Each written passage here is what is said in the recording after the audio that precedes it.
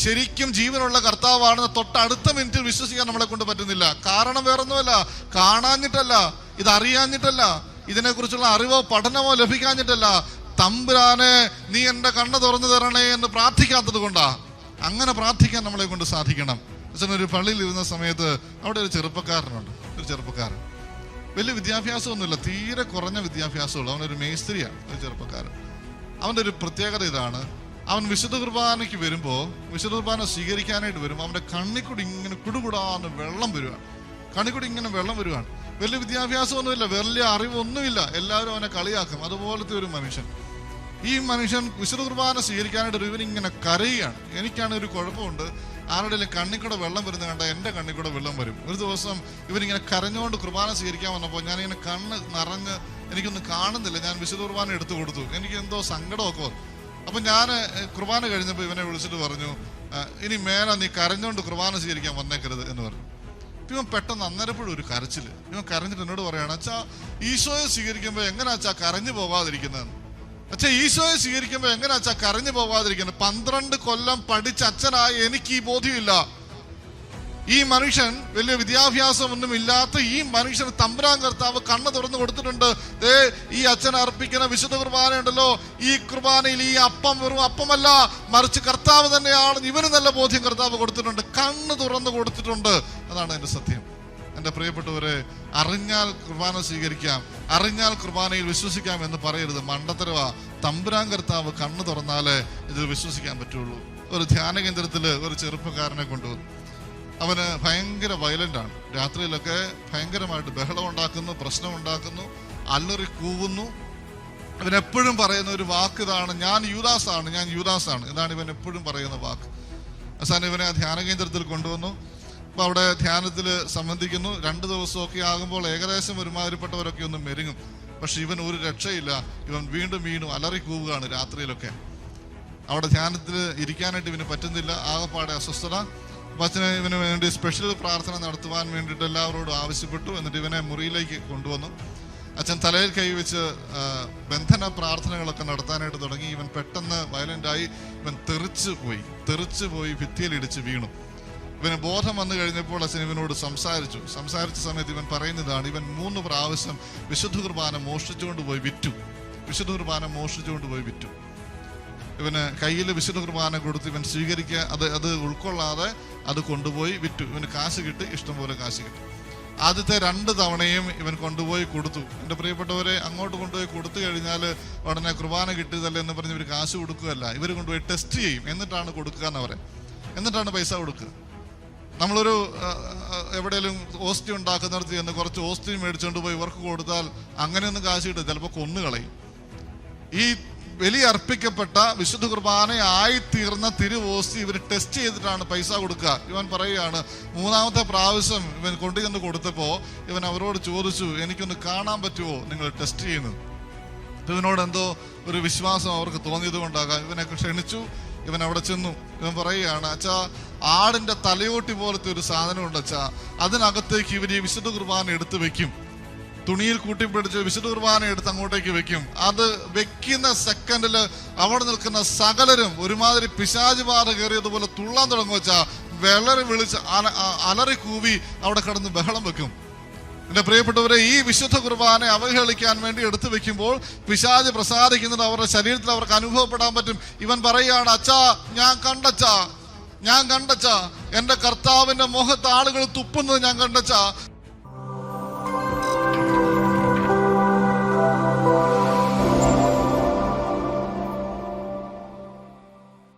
ഈ വിശുദ്ധ കുർബാനയുടെ കാര്യത്തിൽ മാത്രം കർത്താവ് ഒരു കാരുണ്യവും കാണിക്കാത്തത് നമുക്ക് കാണാനായിട്ട് പറ്റും. എന്ന് പറഞ്ഞാൽ, ഇത് മനസ്സിലാക്കിയില്ല എങ്കിൽ നീ എന്നെ അനുഗമിച്ചിട്ട് കാര്യമില്ല എന്ന് പറഞ്ഞ് എല്ലാവരെയും പറഞ്ഞു വിടുന്ന ഈശോയാണ് നമ്മൾ ഇതിനെ തുടർന്നുള്ള ഭാഗത്ത് കാണുക. അതുകൊണ്ട് വളരെ ശ്രദ്ധാപൂർവം നമുക്ക് ഈ സമയമായിരിക്കാം. കർത്താവെ വെളിപ്പെടുത്തി തരണമേ എന്നുള്ള വലിയ ദാഹത്തോടു കൂടെ ആയിരിക്കാം. പിതാവിനാൽ ആകർഷിക്കപ്പെടാതെ, പിതാവിനാൽ വെളിപ്പെടുത്തപ്പെട്ട് കിട്ടാതെ ഒരു കാരണവശാലും മനസ്സിലാക്കാൻ പറ്റാത്ത ഒരു മഹാരഹസ്യമാണ് വിശുദ്ധ കുർബാന. അതുകൊണ്ട് തന്നെയാണ് നമുക്ക് ശരിക്കും വിശ്വാസമുണ്ടോ എന്ന് ചോദിച്ചാൽ നമ്മൾ കള്ളത്തരം പറയേണ്ടി വരുന്നത്. ഈ തിരുവോസ്തിയിൽ വൈദികൻ അർപ്പിക്കുന്ന തിരുവോസ്തിയിൽ നമ്മൾ എല്ലാ ദിവസവും വിശുദ്ധ കുർബാന അർപ്പിക്കുന്നതാണ്. ഈ തിരുവോസ്തിയിൽ യഥാർത്ഥത്തിൽ ജീവനുള്ള കർത്താവുണ്ട്, അല്ലെങ്കിൽ ആ തിരുവോസ്തി ജീവനുള്ള കർത്താവായി മാറുന്നു എന്ന് വിശ്വസിക്കുന്നുണ്ടോ എന്ന് നിങ്ങളോട് ചോദിച്ചാൽ ഒരുപക്ഷെ എല്ലാവരും കൈവെക്കും. പക്ഷെ അച്ഛൻ പറയും കള്ളത്തരം പറഞ്ഞുകൊണ്ടാണ് കൈവെക്കുന്നതെന്ന്. കാരണം മറ്റൊന്നുമല്ല, പലപ്പോഴും നമ്മളുടെ പെരുമാറ്റം ശ്രദ്ധിച്ചാൽ മനസ്സിലാവും. ഈ തിരുവോസ്തിയിൽ കർത്താവ് ശരിക്കുമുണ്ട് എന്ന് വിശ്വസിക്കുന്നുവെങ്കിൽ ഒരു കാരണവശാലും വിറച്ചിട്ടല്ലാതെ പള്ളി നിൽക്കാൻ പറ്റില്ല നമുക്ക്. എന്തുമാത്രം കാര്യങ്ങൾ അച്ഛൻ കണ്ടിട്ടുണ്ടെന്നറിയാവോ? പള്ളിയിലോട് ഒരു ദിവസം ഒരു നിത്യാരാധന ചാപ്പലിലേക്ക് ഞാൻ കയറി ചെല്ലുമ്പോൾ ഒരു ചേച്ചി അവിടെ ഇരിക്കുകയാണ്. ഫോണൊക്കെ വിളിച്ച് കാലൊക്കെ നീട്ടി വെച്ച് അവിടെ ഇരിക്കുകയാണ്. കസേരയിൽ കയറി കാലൊക്കെ നീട്ടി വെച്ച് അപ്പുറത്തെ നിൽക്കുന്നതിലൊക്കെ ചവിട്ടി പിടിച്ച് ഒക്കെ നിൽക്കുന്നു. നമുക്ക് അങ്ങനെ ഇരിക്കാൻ പറ്റും? നമ്മുടെ മുമ്പിൽ ഇരിക്കുന്നത് ശരിക്കും കർത്താവാണ് എന്നുള്ള ബോധ്യം ഏതെങ്കിലും ഒരു സെക്കൻഡിൽ നമുക്ക് കിട്ടിപ്പോയാൽ, എൻ്റെ പ്രിയപ്പെട്ടവരെ, നമുക്ക് വിറച്ചിട്ടല്ലാതെ നിൽക്കാൻ പറ്റില്ല. പാദ്രോപിയോ എന്നൊക്കെ പറയുന്ന വലിയ വിശുദ്ധരെ കുറിച്ച് നിങ്ങൾ കേട്ടിട്ടുണ്ട്. വിശുദ്ധ കുർബാനയുടെ വലിയ വിശുദ്ധനാണ്. ഈ വിശുദ്ധനൊക്കെ മണിക്കൂറുകളോളം കുർബാനയും കയ്യിൽ പിടിച്ചുകൊണ്ട് അങ്ങ് സ്റ്റക്കായി നിന്നിട്ടുണ്ട്. അദ്ദേഹത്തിന്റെ ജീവചരിത്രത്തിലൊക്കെ എഴുതി വെച്ചിരിക്കുകയാണ്.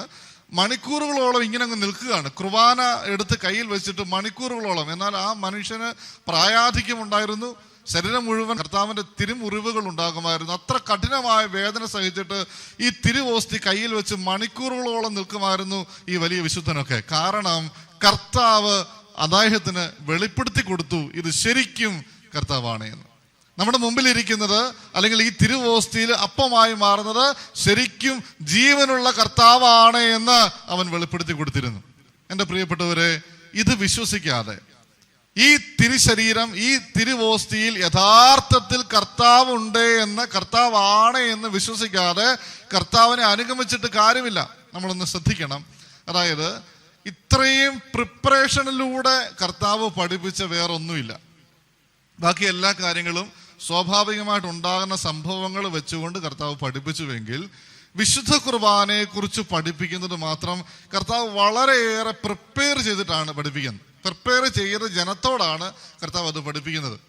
യോഹന്നാന്റെ സുവിശേഷം 6-ാം അധ്യായം തുടക്കം മുതൽ നമ്മളൊന്ന് വായിച്ചാൽ ചില കാര്യങ്ങൾ മനസ്സിലാകും. ആരെയാണ് പഠിപ്പിക്കുന്നത് നമ്മൾ ഓർക്കണം. ആരെയാണ് പഠിപ്പിക്കുന്നത്? കർത്താവ് തിബേരിയോസ് കടൽ തീരത്ത് എന്ന് 5 അപ്പവും 2 മീനും വർദ്ധിപ്പിച്ചു കൊടുക്കുകയാണ്. 5 അപ്പവും 2 മീനും എടുത്ത് വർദ്ധിപ്പിച്ചു കൊടുത്തു. അത് ഒത്തിരി ആളുകൾ അത് സ്വീകരിച്ചു. അത് സ്വീകരിച്ച് തൃപ്തരായി. അവർ വളരെ തൃപ്തിയോടുകൂടെ കർത്താവ് വലിയ ആളാണ് എന്നൊക്കെ പറഞ്ഞ് അവൻ്റെ വചനം മുഴുവൻ ശ്രവിക്കാൻ തയ്യാറാണ്. രാത്രിയിൽ ഉൾപ്പെടെ അവൻ്റെ വചനം ശ്രവിക്കാനായിട്ട് നിൽക്കുകയാണ്. അപ്പോഴാണ് കർത്താവ് വൈകുന്നേരമായപ്പോൾ സ്ലീഹന്മാരെ പറഞ്ഞു വിടും, അക്കരയ്ക്ക് പൊക്കോ എന്ന് പറഞ്ഞു വിടും. എന്നിട്ട് കടലിന് മീതെ കർത്താവ് നടന്ന് അക്കരയ്ക്ക് ചെല്ലും.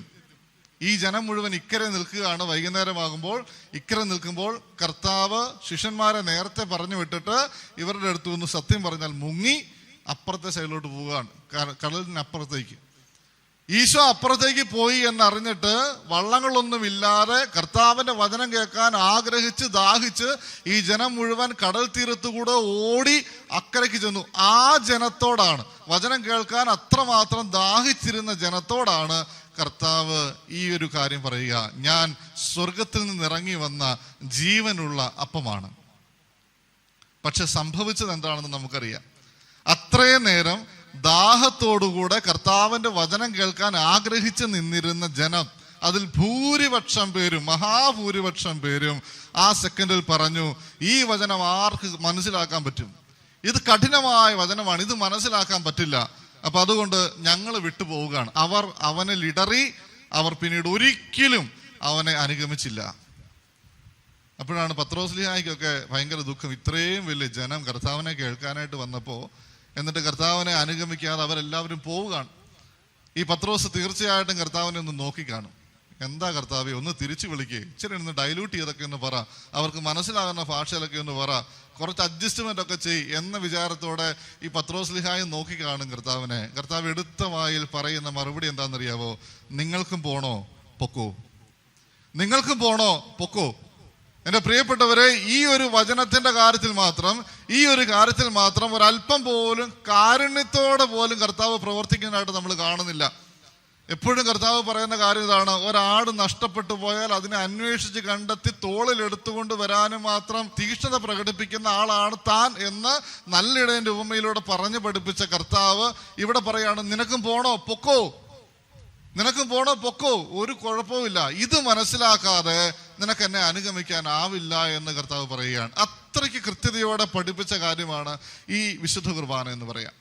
എന്നെ പ്രിയമുള്ളവരെ, കർത്താവ് വളരെയേറെ തെളിവുകൾ കൊടുത്തിട്ടാണ് ഈ ഒരു കാര്യം പറയുക. പക്ഷെ അവർക്ക് മനസ്സിലാക്കാനായിട്ട് സാധിച്ചില്ല. ആദ്യം കർത്താവ് ചെയ്യുന്ന പ്രവൃത്തി എന്താണ്? അപ്പം വർദ്ധിപ്പിച്ചു കൊടുത്തു. അപ്പം വർദ്ധിപ്പിച്ചു കൊടുത്തു. കർത്താവ് പറയുകയാണ്, ഈ അപ്പത്തിന് ഏത് തരത്തിൽ വേണമെങ്കിലും ആക്കാനുള്ള ശക്തി എനിക്കുണ്ട്.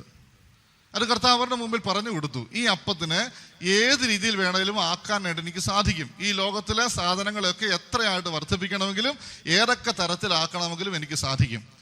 പിന്നീട് കർത്താവ് കാണിച്ചു കൊടുക്കുകയാണ്, കടലിന് മീതെ അവൻ നടക്കുകയാണ്. സാധാരണഗതിയിൽ നടക്കാൻ സാധിക്കില്ല, അല്ലേ? നമ്മളൊക്കെ കടലിന് മീതെ കൂടെ നടന്നാൽ അപ്പോഴേ മുങ്ങിപ്പോവും. ഒരു ഇരുമ്പ് കടലിന് മീതെ കൂടെ ഇട്ട് കഴിഞ്ഞാൽ അത് അപ്പോഴേ മുങ്ങിപ്പോവും. പക്ഷെ ഇതേ ഇരുമ്പ് വേറൊരു ഷേപ്പിലാക്കി കപ്പലാക്കി വലിയ ഭാരത്തോടുകൂടി ഈ കടലിന് മുകളിലിട്ടാൽ അത് പൊങ്ങിക്കിടക്കും, അല്ലേ? അത് പൊങ്ങിക്കിടക്കും. പക്ഷെ പോലുമല്ല, കർത്താവ് അവരുടെ മുമ്പിൽ എടുത്തു കാണിക്കുകയാണ്, ഈ ശരീരം വെള്ളത്തിൽ മുങ്ങിപ്പോകുന്ന ശരീരമാണെങ്കിൽ കാഴ്ചയിൽ ഒരു മാറ്റവും ഇല്ലാതെ ഇതേത് തരത്തിൽ വേണമെങ്കിലും എനിക്ക് രൂപാന്തരപ്പെടുത്താൻ സാധിക്കും എന്ന് കർത്താവ് പറയുകയാണ്. വെള്ളത്തിന് മീതെ കൂടെ, മുക്കിക്കളയുന്ന വെള്ളത്തിന് മീതെ കൂടെ അവൻ നടക്കുകയാണ്. പുറമെ ഒരു മാറ്റവും ഇല്ല, അതേ ശരീരം, പക്ഷേ അവൻ മുങ്ങിപ്പോകാതെ നടക്കുകയാണ്. ഈ ശരീരത്തിന് മാറ്റം വരുത്താൻ എനിക്ക് സാധിക്കും. ഏത് രീതിയിലേക്ക് വേണേലും പുറമെ കാണുന്നത് പോലെ, പുറമെ എങ്ങനെയാണോ കാണുന്നത് അതേപോലെ തന്നെ ഇരുത്തിക്കൊണ്ട് അതിൽ മാറ്റം വരുത്താൻ എനിക്ക് സാധിക്കുമെന്ന് കർത്താവ് പറഞ്ഞു കൊടുത്തു. നമ്മൾ ഓർക്കുക, ആദ്യം അപ്പത്തിൽ മാറ്റം വരുത്താൻ സാധിക്കുമെന്ന് കർത്താവ് പറഞ്ഞു. രണ്ടാമത് കർത്താവ് കാണിച്ചു കൊടുത്തു, എൻ്റെ ശരീരത്തിലും എനിക്ക് മാറ്റം വരുത്താം. എന്നിട്ട് കർത്താവ് പറയുകയാണ്, ദേ എൻ്റെ ശരീരം നിങ്ങൾ ഭക്ഷിക്കും. എൻ്റെ ശരീരം നിങ്ങൾ ഭക്ഷിക്കും. നമ്മൾ ഈ കാണുന്ന തിരുവോസ്തിയുണ്ടല്ലോ, കർത്താവ് ഈ ശരീരം കാണപ്പെടുന്ന അതേ ശരീരത്തിൽ നിന്നുകൊണ്ട് തന്നെ അതിനുള്ളിൽ രൂപമാറ്റം നടത്തി ഈ കടലിന് മീതെ നടന്നതുപോലെ ഈ അപ്പം നമ്മൾ കാണുന്ന അതേ രീതിയിൽ ഇരുന്നു കൊണ്ട് തന്നെ അതിനുള്ളിൽ രൂപാന്തരീകരണം നടത്തും. അതാണ് വിശുദ്ധ കുർബാന എന്ന് പറയുക.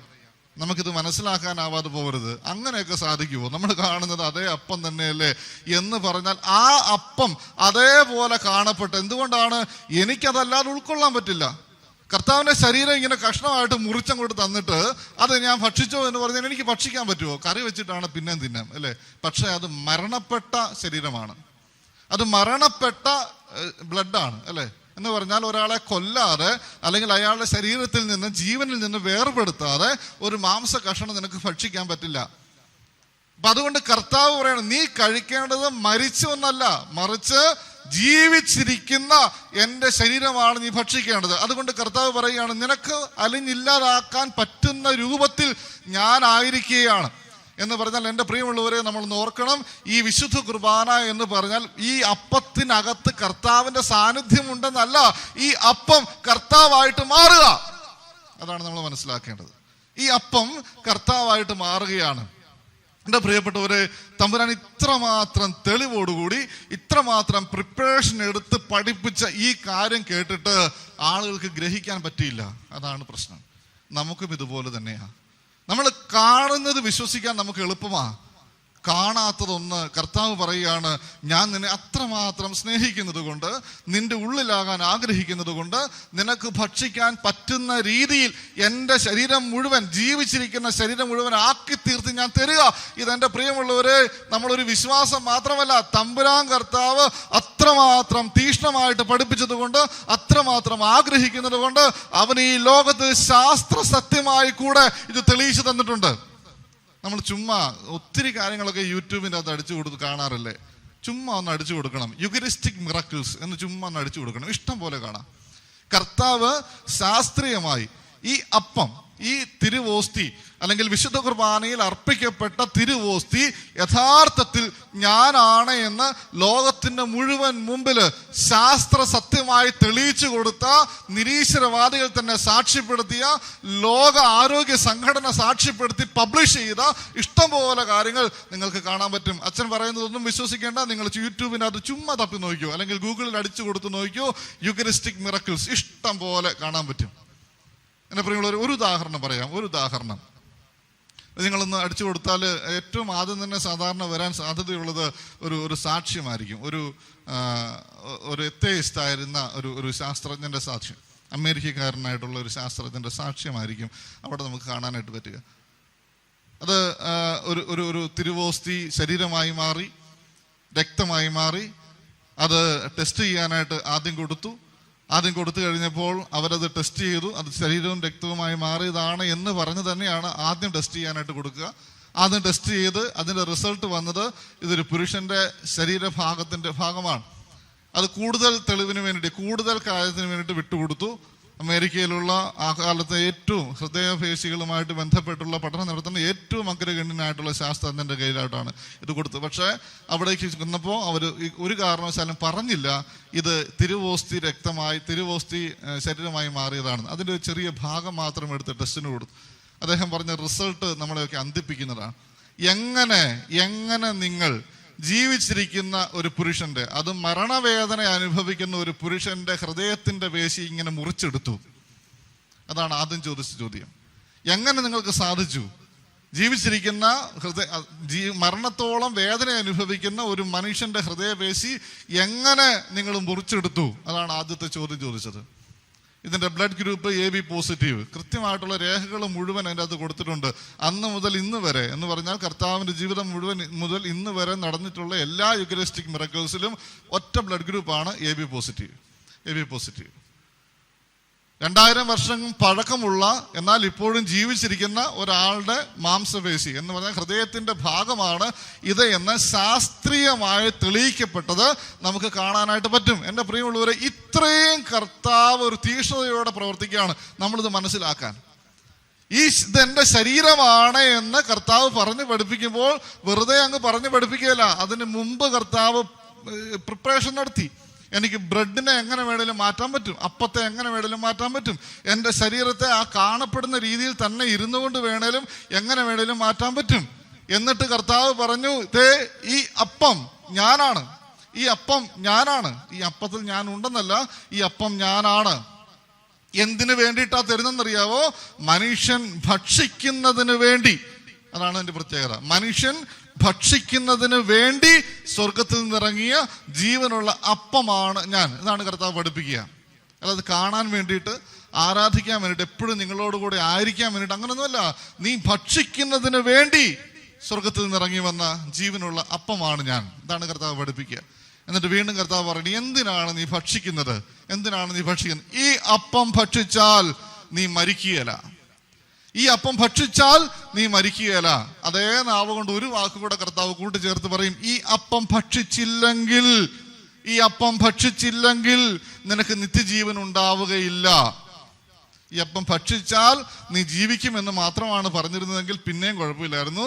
കർത്താവ് പറയുകയാണ്, ഈ അപ്പം ഭക്ഷിച്ചില്ലെങ്കിൽ നിനക്ക് നിത്യജീവൻ ഉണ്ടാവുകയില്ല എന്ന് പറഞ്ഞാൽ സ്വർഗത്തിൽ നിന്ന് നിന്റെ അപ്പൻ നിന്നെ സ്വർഗത്തിൽ എത്തിക്കാൻ വേണ്ടി കൊടുത്തുവിട്ട പൊതിച്ചോറാണ് ഈ തിരുശരീരം, ഈ അപ്പം എന്ന് പറയുന്നത്.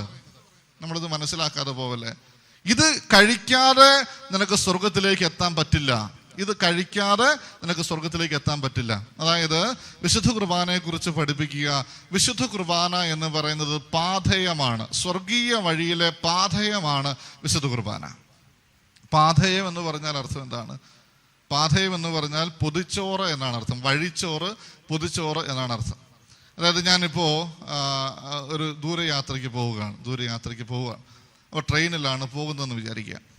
അപ്പോൾ എൻ്റെ മമ്മി സ്നേഹത്തോടുകൂടെ എനിക്ക് പൊതിഞ്ഞ് കെട്ടിത്തരും ഇച്ചിരി ഭക്ഷണം.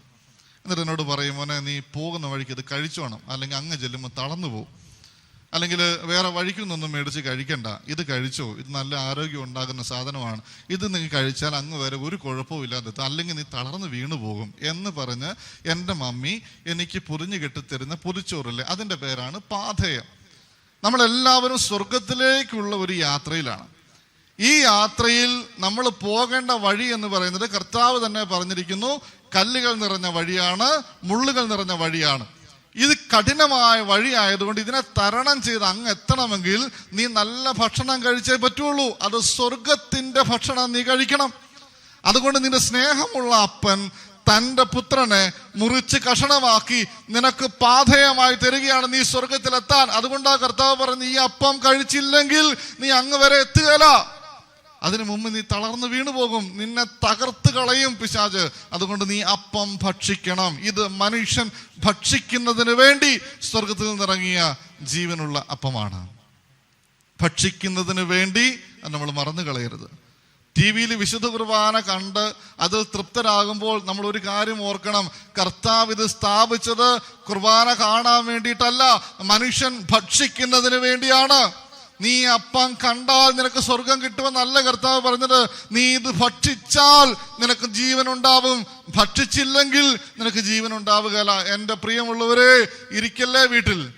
കാരണം വേറൊന്നുമല്ല, ഇത് തമ്പുരാൻ കർത്താവ് കഷ്ടപ്പെട്ടുണ്ടാക്കി വെച്ച കൂദാശയാ, കഷ്ടപ്പെട്ടുണ്ടാക്കി വെച്ച കൂദാശ. അവൻ സ്വന്തം ശരീരം മുറിച്ചിട്ട് നിന്നോട് പറയുക, ഇത് വന്ന് ഭക്ഷിച്ചേ, ഇത് വന്ന് ഭക്ഷിച്ചേ.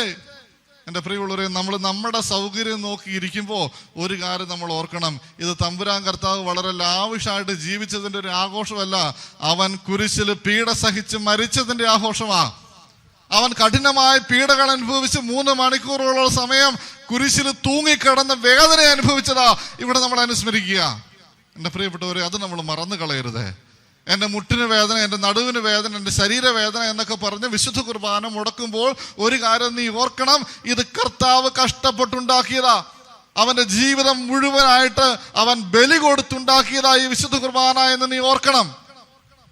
സുഖമായി ദൈവമായി എപ്പോഴും മാലാഖമാരുടെ കീർത്തനങ്ങളും കേട്ട് ഇരിക്കാവുന്ന ദൈവം ഈ ലോകത്തിൽ ഒരു മനുഷ്യനായി, ഒന്നുമില്ലാത്തവനായി പിറന്നത് എന്തിനു വേണ്ടിയിട്ടാണെന്നറിയാവോ? ഈ വിശുദ്ധ കുർബാനയാകാൻ. അന്ന് മുതൽ കർത്താവിന്റെ ബലിയർപ്പണം അവസാനിക്കുന്ന സമയം വരെ, കുരിശിൽ പീഡ സഹിച്ച് മരിക്കുന്ന സമയം വരെയും അവൻ അനുഭവിച്ചത് മുഴുവൻ, അനുസരണയോടുകൂടി അവൻ അനുഭവിച്ചത് മുഴുവൻ ഈ കുർബാനയാകാൻ വേണ്ടിയിട്ടല്ലേ? അത്രമാത്രം കർത്താവിന്റെ ജനനം മുതൽ ഒന്നുമില്ലാത്തവനായ ദാരിദ്ര്യത്തിൽ ജനിച്ച് കഷ്ടപ്പെട്ട് ജീവിച്ച് നിനക്ക് വേണ്ടി സർവ്വകാര്യങ്ങളും വെളിപ്പെടുത്തി തന്ന് അവസാനം കുരിശിൽ പീഡ സഹിച്ച് മരിച്ച തമ്പുരാൻ കർത്താവിന്റെ ജീവിതം ഇവിടെ അനുസ്മരിക്കുമ്പോൾ എൻ്റെ പ്രിയപ്പെട്ടവരെ, നമ്മുടെ നിസ്സാര വേദനകൾ, നമ്മുടെ നിസ്സാര തടസ്സങ്ങളൊന്നും തടസ്സമാവരുത്. കാരണം ഇത് നീ ഭക്ഷിക്കാൻ വേണ്ടി സ്വർഗത്തിൽ നിന്ന് നിന്റെ അപ്പൻ പറഞ്ഞുവിട്ട യഥാർത്ഥ വിരുന്നാണ്, അപ്പമാണ്. ഈ അപ്പം ഭക്ഷിച്ചെങ്കിലേ നിനക്ക് നിത്യജീവൻ ഉണ്ടാവുകയുള്ളൂ. എൻ്റെ പ്രിയപ്പെട്ടവരെ, ഇത് ശരിക്കും കർത്താവാണ് എന്ന് ശാസ്ത്രത്തിലൂടെ കർത്താവ് തെളിയിച്ചു എന്ന് അച്ഛൻ പറഞ്ഞു. ഈ ലോകത്തിന്റെ മുഴുവൻ മുമ്പിൽ ഇന്നും ഒരാൾ വിളിച്ചു പറയും ഇത് ശരിക്കും കർത്താവാണെന്ന്. കർത്താവിനെ ഏത് രൂപത്തിൽ എവിടെ വെച്ച് കണ്ടാലും തിരിച്ചറിയുന്ന ഒരുവനുണ്ട്. അതാരാണെന്നറിയാവോ? പിശാച്. കർത്താവ് ഈ ലോകത്തിൽ മനുഷ്യനായിട്ട് ജീവിച്ച സമയത്ത് പിശാച് കർത്താവിനെ എവിടെ വെച്ച് കണ്ടാലും വിളിച്ചു പറയും, നീ ആരാണെന്ന് എനിക്കറിയാം, നീ സത്യമായും ജീവിച്ചിരിക്കുന്ന ദൈവത്തിന്റെ പുത്രനായ മിശിഹായാണ്. കർത്താവിനോട് പറയും, നീ മിണ്ടരുത്. ഇന്ന് ഈ ലോകത്തിന്റെ മുഴുവൻ മുമ്പിൽ പിശാച് വിളിച്ചു പറയുന്നുണ്ട് ഇത് ശരിക്കും കർത്താവാണ് എന്ന്. എൻ്റെ പ്രിയപ്പെട്ടവരെ, നമ്മൾ കേട്ടിട്ടുണ്ട്, കണ്ടിട്ടുണ്ട്. ഒത്തിരിയേറെ മതങ്ങളുണ്ട് ഈ ലോകത്തിൽ, ഇഷ്ടംപോലെ മതങ്ങൾ. അതിനെല്ലാം വിശുദ്ധ വസ്തുക്കളുമുണ്ട്. പക്ഷേ നിങ്ങൾ കേട്ടിട്ടുണ്ടോ സാത്താൻ സേവയെക്കുറിച്ച്? സാത്താൻ സേവ, അതിനകത്ത് ഏറ്റവും പ്രധാനപ്പെട്ട ഒരു കാര്യമാണ് ബ്ലാക്ക് മാസ് എന്ന് പറയുക. ബ്ലാക്ക് മാസിന്റെ പ്രത്യേകത എന്താ? വിശുദ്ധ കുർബാന മോഷ്ടിച്ചു കൊണ്ടുപോകും. ദൈവാലയത്തിൽ അർപ്പിക്കപ്പെട്ട കുർബാന മോഷ്ടിച്ചു കൊണ്ടുപോയിട്ട് അതിനെ അവഹേളിക്കുക. അതാണ് ബ്ലാക്ക് മാസ് എന്ന് പറയുക. പൈസ കൊടുത്ത് അവർ വാങ്ങും. പൈസ എന്നല്ല, ഇഷ്ടം പോലെ രൂപ കൊടുത്ത് അവർ വാങ്ങും. അതിനൊക്കെ പ്രതിഫലം വലുതാണ്, ഭയങ്കര വലിയ പ്രതിഫലം കൊടുത്ത് തിരുവോസ്തി മോഷ്ടിച്ചു കൊണ്ട് പോകുന്നവർ അതുപോലെ തന്നെ കിട്ടും, ഇഷ്ടം പോലെ പൈസ കിട്ടും. അങ്ങനെ മോഷ്ടിച്ചുകൊണ്ട് പോയി വിൽക്കുന്ന ഒത്തിരിയേറെ ആളുകളുണ്ട്. പലരും പിന്നീട് മാനസാന്തരപ്പെട്ടപ്പോൾ അല്ലെങ്കിൽ പിശാച് ബാധ പോലെയായി ചില ധ്യാന കേന്ദ്രങ്ങളിലൊക്കെ ചെന്നപ്പോൾ നമ്മൾ അറിഞ്ഞ സത്യങ്ങൾ പറഞ്ഞാൽ എൻ്റെ പ്രിയപ്പെട്ടവരെ നമ്മളൊക്കെ ഞെട്ടിപ്പോകും. കാരണം ഇത് ശരിക്കും വിശുദ്ധ കുർബാനയാണെന്ന് ഈ ചെകുത്താൻ എല്ലാവരുടെയും മുമ്പിൽ വിളിച്ചു പറയുന്നുണ്ട്. ഒരു ഉദാഹരണം പറയാം. നമ്മുടെ കേരളത്തിൽ തന്നെയുള്ള ഒരു ധ്യാന കേന്ദ്രത്തിൽ ഒരു ചെറുപ്പക്കാരനെ കൊണ്ടുവന്നു. അവന് ഭയങ്കര വയലൻ്റാണ്. രാത്രിയിലൊക്കെ ഭയങ്കരമായിട്ട് ബഹളം ഉണ്ടാക്കുന്നു, പ്രശ്നം ഉണ്ടാക്കുന്നു, അല്ലറി കൂവുന്നു. ഇവനെപ്പോഴും പറയുന്ന ഒരു വാക്ക് ഇതാണ്, ഞാൻ യൂദാസാണ്. ഇതാണ് ഇവൻ എപ്പോഴും പറയുന്ന വാക്ക്. അവസാനം ഇവനെ ആ ധ്യാന കേന്ദ്രത്തിൽ കൊണ്ടുവന്നു. അപ്പോൾ അവിടെ ധ്യാനത്തിൽ സംബന്ധിക്കുന്നു. 2 ദിവസമൊക്കെ ആകുമ്പോൾ ഏകദേശം ഒരുമാതിരിപ്പെട്ടവരൊക്കെ ഒന്ന് മെരുങ്ങും. പക്ഷെ ഇവൻ ഒരു രക്ഷയില്ല. ഇവൻ വീണ്ടും അലറി കൂവുകയാണ് രാത്രിയിലൊക്കെ. അവിടെ ധ്യാനത്തിൽ ഇരിക്കാനായിട്ട് ഇവന് പറ്റുന്നില്ല. ആകെപ്പാടെ അസ്വസ്ഥത. അപ്പം അച്ഛന് ഇവന് വേണ്ടി സ്പെഷ്യൽ പ്രാർത്ഥന നടത്തുവാൻ വേണ്ടിയിട്ട് എല്ലാവരോടും ആവശ്യപ്പെട്ടു. എന്നിട്ട് ഇവനെ മുറിയിലേക്ക് കൊണ്ടുവന്നു. അച്ഛൻ തലയിൽ കൈവച്ച് ബന്ധന പ്രാർത്ഥനകളൊക്കെ നടത്താനായിട്ട് തുടങ്ങി. ഇവൻ പെട്ടെന്ന് വയലൻ്റായി. ഇവൻ തെറിച്ച് പോയി ഭിത്തിയിലിടിച്ച് വീണു. ഇവന് ബോധം വന്നു കഴിഞ്ഞപ്പോൾ അച്ഛൻ ഇവനോട് സംസാരിച്ച സമയത്ത് ഇവൻ പറയുന്നതാണ്, ഇവൻ 3 പ്രാവശ്യം വിശുദ്ധ കുർബാന മോഷ്ടിച്ചുകൊണ്ട് പോയി വിറ്റു. ഇവന് കയ്യിൽ വിശുദ്ധ കുർബാന കൊടുത്ത് ഇവൻ സ്വീകരിക്കുക, അത് ഉൾക്കൊള്ളാതെ അത് കൊണ്ടുപോയി വിറ്റു. ഇവന് കാശ് കിട്ടി, ഇഷ്ടംപോലെ കാശ് കിട്ടി. ആദ്യത്തെ 2 തവണയും ഇവൻ കൊണ്ടുപോയി കൊടുത്തു. എൻ്റെ പ്രിയപ്പെട്ടവരെ, അങ്ങോട്ട് കൊണ്ടുപോയി കൊടുത്തു കഴിഞ്ഞാൽ ഉടനെ കുർബാന കിട്ടിയതല്ല എന്ന് പറഞ്ഞ് ഇവർ കാശ് കൊടുക്കുകയല്ല. ഇവർ കൊണ്ടുപോയി ടെസ്റ്റ് ചെയ്യും, എന്നിട്ടാണ് കൊടുക്കുക എന്നവരെ, എന്നിട്ടാണ് പൈസ കൊടുക്കുക. നമ്മളൊരു എവിടെയെങ്കിലും ഓസ്റ്റി ഉണ്ടാക്കുന്നിടത്ത് ചെന്ന് കുറച്ച് ഓസ്റ്റി മേടിച്ചുകൊണ്ട് പോയി ഇവർക്ക് കൊടുത്താൽ അങ്ങനെയൊന്നും കാശ് കിട്ടും, ചിലപ്പോൾ കൊന്നുകളയും. ഈ ബലി അർപ്പിക്കപ്പെട്ട വിശുദ്ധ കുർബാനയായി തീർന്ന തിരുവോസ്തി ഇവർ ടെസ്റ്റ് ചെയ്തിട്ടാണ് പൈസ കൊടുക്കുക. ഇവൻ പറയുകയാണ്, 3ാമത്തെ പ്രാവശ്യം ഇവൻ കൊണ്ടുചെന്ന് കൊടുത്തപ്പോൾ ഇവൻ അവരോട് ചോദിച്ചു, എനിക്കൊന്ന് കാണാൻ പറ്റുമോ നിങ്ങൾ ടെസ്റ്റ് ചെയ്യുന്നത്? ഇവനോട് എന്തോ ഒരു വിശ്വാസം അവർക്ക് തോന്നിയത് കൊണ്ടാകാം ഇവനൊക്കെ ക്ഷണിച്ചു. ഇവൻ അവിടെ ചെന്നു. ഇവൻ പറയുകയാണ്, അച്ഛാ, ആടിന്റെ തലയോട്ടി പോലത്തെ ഒരു സാധനമുണ്ട് അച്ഛാ, അതിനകത്തേക്ക് ഇവർ ഈ വിശുദ്ധ കുർബാന എടുത്ത് വെക്കും.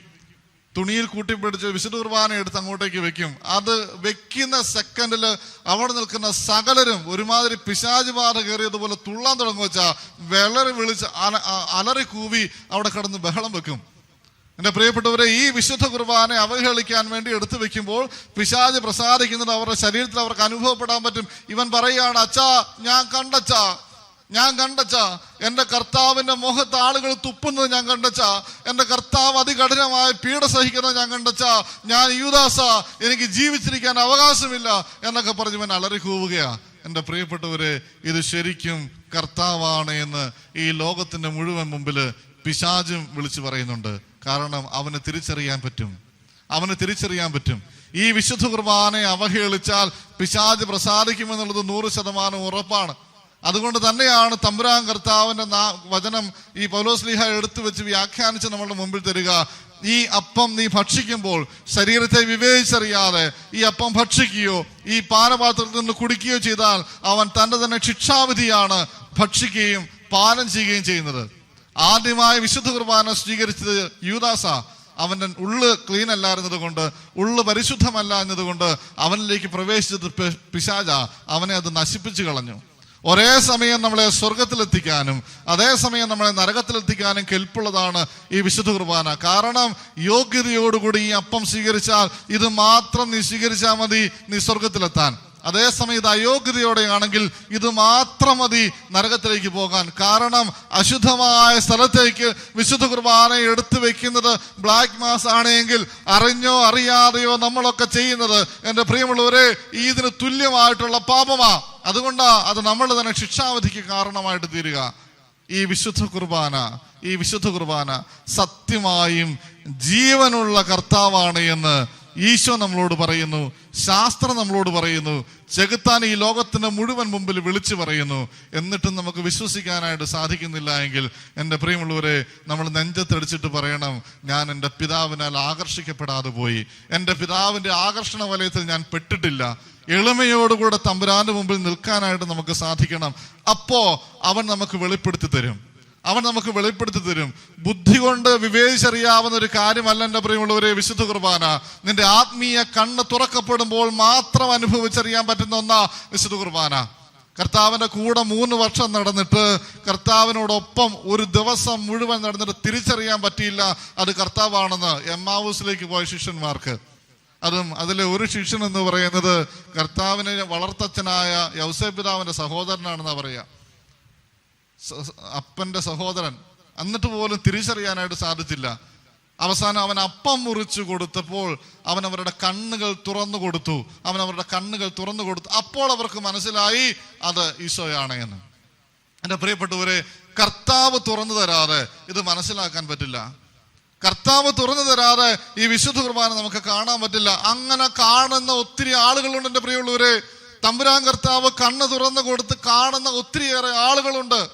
നമ്മൾ പലപ്പോഴും എവിടെയെങ്കിലുമൊക്കെ ഈശോയുടെ ഈ തിരുശരീരം, ഈ തിരുവോസ്തി ശരീരമായി മാറി എന്ന് പറഞ്ഞാൽ അത് കാണാൻ വേണ്ടി പോകാറുണ്ട്. അത് കാണുകയും അതിന്റെ ഫോട്ടോ എടുത്ത് വെക്കുകയും ഒക്കെ ചെയ്യാറുണ്ട്. അല്ലെങ്കിൽ തിരുവോസ്തിയിൽ കർത്താവിന്റെ മുഖം തെളിഞ്ഞു എന്ന് എവിടെയെങ്കിലും കണ്ടു കഴിഞ്ഞാൽ അത് ഓടിപ്പോയി കാണാറുണ്ട്. ഈ തിരുവോസ്തി ശരിക്കും ജീവനുള്ള കർത്താവാണെന്ന് തൊട്ടടുത്ത മിനിറ്റിൽ വിശ്വസിക്കാൻ നമ്മളെ കൊണ്ട് പറ്റുന്നില്ല. കാരണം വേറൊന്നുമല്ല, കാണാഞ്ഞിട്ടല്ല, ഇതറിയാഞ്ഞിട്ടല്ല, ഇതിനെക്കുറിച്ചുള്ള അറിവോ പഠനമോ ലഭിക്കാഞ്ഞിട്ടല്ല. തമ്പുരാനെ നീ എൻ്റെ കണ്ണ് തുറന്നു തരണേ എന്ന് പ്രാർത്ഥിക്കാത്തത് കൊണ്ടാ. അങ്ങനെ പ്രാർത്ഥിക്കാൻ നമ്മളെ കൊണ്ട് സാധിക്കണം. അച്ഛനൊരു പള്ളിയിൽ ഇരുന്ന സമയത്ത് അവിടെ ഒരു ചെറുപ്പക്കാരൻ, വലിയ വിദ്യാഭ്യാസമൊന്നുമില്ല, തീരെ കുറഞ്ഞ വിദ്യാഭ്യാസമുള്ളൂ. അവനൊരു മേസ്ത്രിയാണ്, ഒരു ചെറുപ്പക്കാരൻ. അവൻ്റെ ഒരു പ്രത്യേകത ഇതാണ്, അവൻ വിശുദ്ധ കുർബാനയ്ക്ക് വരുമ്പോൾ, വിശുദ്ധ കുർബാന സ്വീകരിക്കാനായിട്ട് വരുമ്പോൾ അവൻ്റെ കണ്ണിക്കൂടി ഇങ്ങനെ കുടുകുടാന്ന് വെള്ളം വരുവാണ്. വലിയ വിദ്യാഭ്യാസമൊന്നുമില്ല, വലിയ അറിവൊന്നുമില്ല. എല്ലാവരും അവനെ കളിയാക്കും. അതുപോലത്തെ ഒരു മനുഷ്യൻ. ഈ മനുഷ്യൻ വിശുദ്ധ കുർബാന സ്വീകരിക്കാനായിട്ട് ഇവനിങ്ങനെ കരയുകയാണ്. എനിക്കാണ് ഒരു കുഴപ്പമുണ്ട്, ആരുടെയും കണ്ണിക്കൂടെ വെള്ളം വരുന്ന കണ്ട എൻ്റെ കണ്ണിക്കൂടെ വെള്ളം വരും. ഒരു ദിവസം ഇവനിങ്ങനെ കരഞ്ഞുകൊണ്ട് കുർബാന സ്വീകരിക്കാൻ വന്നപ്പോൾ ഞാനിങ്ങനെ കണ്ണ് നിറഞ്ഞ് എനിക്കൊന്നും കാണുന്നില്ല. ഞാൻ വിശുദ്ധ കുർബാന എടുത്തു കൊടുത്തു. എനിക്ക് എന്തോ സങ്കടമൊക്കെ വന്നു. അപ്പം ഞാൻ കുർബാന കഴിഞ്ഞപ്പോൾ ഇവനെ വിളിച്ചിട്ട് പറഞ്ഞു, ഇനി മേലെ നീ കരഞ്ഞുകൊണ്ട് കുർബാന സ്വീകരിക്കാൻ വന്നേക്കരുത് എന്ന് പറഞ്ഞു. ഇവൻ പെട്ടെന്ന് അന്നേരപ്പോഴും ഒരു കരച്ചില്. ഇവൻ കരഞ്ഞിട്ട് എന്നോട് പറയാണ്, അച്ഛാ ഈശോയെ സ്വീകരിക്കുമ്പോൾ എങ്ങനെ അച്ഛാ കരഞ്ഞു പോകാതിരിക്കുന്നതെന്ന്. ഈശോയെ സ്വീകരിക്കുമ്പോൾ എങ്ങനെ അച്ഛാ കരഞ്ഞു പോകാതിരിക്കുന്നത്? 12 കൊല്ലം പഠിച്ച അച്ഛനായ എനിക്ക് ഈ ബോധ്യമില്ല. ഈ മനുഷ്യൻ, വലിയ വിദ്യാഭ്യാസമൊന്നും ഇല്ലാത്ത ഈ മനുഷ്യന് തമ്പുരാൻ കർത്താവ് കണ്ണ് തുറന്നു കൊടുത്തിട്ടുണ്ട്. ഈ അച്ഛൻ അർപ്പിക്കുന്ന വിശുദ്ധ കുർബാനയുണ്ടല്ലോ, ഈ കുർബാനയിൽ ഈ അപ്പം വെറും അപ്പമല്ല, മറിച്ച് കർത്താവ് തന്നെയാണ്. ഇവന് നല്ല ബോധ്യം കർത്താവ് കൊടുത്തിട്ടുണ്ട്, കണ്ണ് തുറന്നു കൊടുത്തിട്ടുണ്ട്. അതാണ് എൻ്റെ സത്യം. എൻ്റെ പ്രിയപ്പെട്ടവരെ, അറിഞ്ഞാൽ കുർബാന സ്വീകരിക്കാം, അറിഞ്ഞാൽ കുർബാനയിൽ വിശ്വസിക്കാം എന്ന് പറയരുത്. മണ്ടത്തരവാ. തമ്പുരാൻ കർത്താവ് കണ്ണ് തുറന്നാലേ ഇതിൽ വിശ്വസിക്കാൻ പറ്റുള്ളൂ. തമ്പുരാൻ കർത്താവ്, നമുക്ക് തെളിവുകൾ ഇല്ലാഞ്ഞിട്ടല്ല, ലോകത്തിന്റെ മുഴുവൻ മുമ്പിൽ തെളിവുകൾ ഇഷ്ടം പോലെ നിരത്തി വെച്ചിട്ടുണ്ട് തമ്പുരാൻ കർത്താവ്. പക്ഷേ കാണാനുള്ള കണ്ണ് അത് തമ്പുരാൻ തുറന്നു തരണം. എൻ്റെ പ്രിയപ്പെട്ടവരെ, നമുക്ക് പ്രാർത്ഥിക്കാനായിട്ട് സാധിക്കട്ടെ. എൻ്റെ കർത്താവേ, എനിക്ക് നിന്നെ ഒന്ന് കാണണം. ഈ തിരുവോസ്തിയിൽ ഇരിക്കുന്നത് നീ തന്നെയാണ്, ജീവനുള്ള നീ ആണ് എന്നുള്ള ബോധ്യം എനിക്ക് തരണേ തമ്പുരാനെ എന്ന് നമുക്ക് പ്രാർത്ഥിക്കാം. എമ്മാവൂസിലേക്ക് പോയ ശിഷ്യന്മാരുടെ കണ്ണ് ഈശോ തുറന്നു കൊടുത്തതുപോലെ നമ്മുടെ കണ്ണും ഈശോ തന്നെ തുറന്നു തരട്ടെ. തമ്പുരാൻ നമ്മളെല്ലാവരെയും ധാരാളമായി അനുഗ്രഹിക്കട്ടെ. ഈശോ മിശിഹായ്ക്ക് സ്തുതിയായിരിക്കട്ടെ.